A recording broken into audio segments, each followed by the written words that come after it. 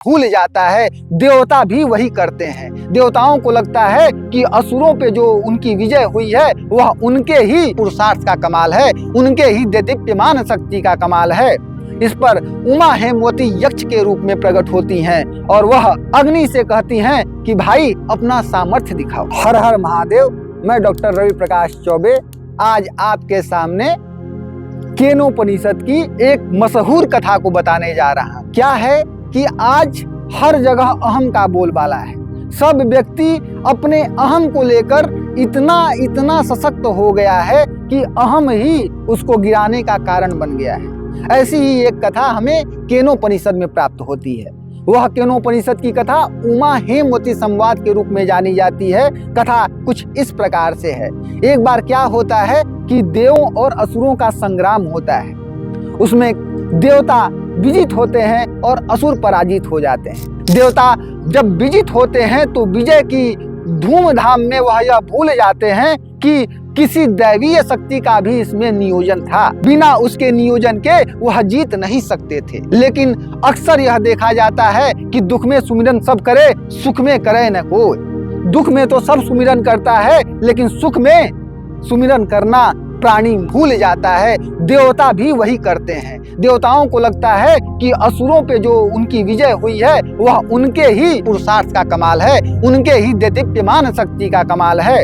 इस पर उमा हेमवती यक्ष के रूप में प्रकट होती हैं और वह अग्नि से कहती हैं कि भाई अपना सामर्थ्य दिखाओ। अग्नि को वह एक तिनका समर्पित करती हैं कि लो अग्निदेव, यह तिनका तुम इसको जलाकर मुझे हमारे सामने प्रस्तुत कर दो। अग्नि कहते हैं कि यह तिनका, अरे हम चाहें तो यह संसार को भस्मीभूत कर सकते हैं। यह हमारा सामर्थ्य है, यह हमारी शक्ति है। पूरा संसार मेरे देखते देखते ही रफू चक्कर हो जाएगा, राख हो जाएगा। उमा हेमवती कहती हैं कि कोई बात नहीं, आप यह तिनका लीजिए और इसे जला दीजिए। अग्नि अपनी पूरी सामर्थ्य लगाते हैं, लेकिन वह तिनका वहीं का वहीं पड़ा रहता है, वह जलता नहीं है। अग्नि बहुत परेशान होते हैं और फिर वह शर्मित होते हैं। उन्हें अपने अपराध बोध का, उन्हें अपने हीन भावना का बोध होता है। वास्तविक शक्ति वह उनके अंदर विराजमान नहीं है, वह कहीं न कहीं एक अलौकिक तत्व से ही प्राप्त होती है। इसके बाद बारी आती है वायु देवता की। उमा हेमवती उन्हें भी वही तिनका देती हैं कि ऐसा है कि आप इस तिनका को यहाँ से उड़ा ले जाइए। वायु देवता भी पूरे दम्भ के साथ बोलते हैं कि ये क्या माजरा है, यदि मैं चाहूं तो पूरे संसार को उड़ा सकता हूं, तो यह तिनका, इस तिनका को उड़ाने में मुझे क्या सोचना है।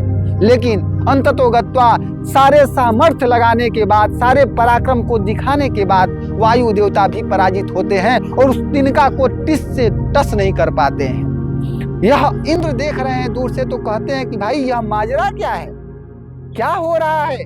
वह समझ जाते हैं कि यह केवल सामर्थ्य की बात नहीं है, बात कुछ और है। वह ब्रह्म विद्या के रूप में उमा को पहचान लेते हैं। शंकराचार्य के अनुसार आत्मा ही शिव है और बुद्धि है। वह कहते हैं आत्मा त्वम गिरिजामति।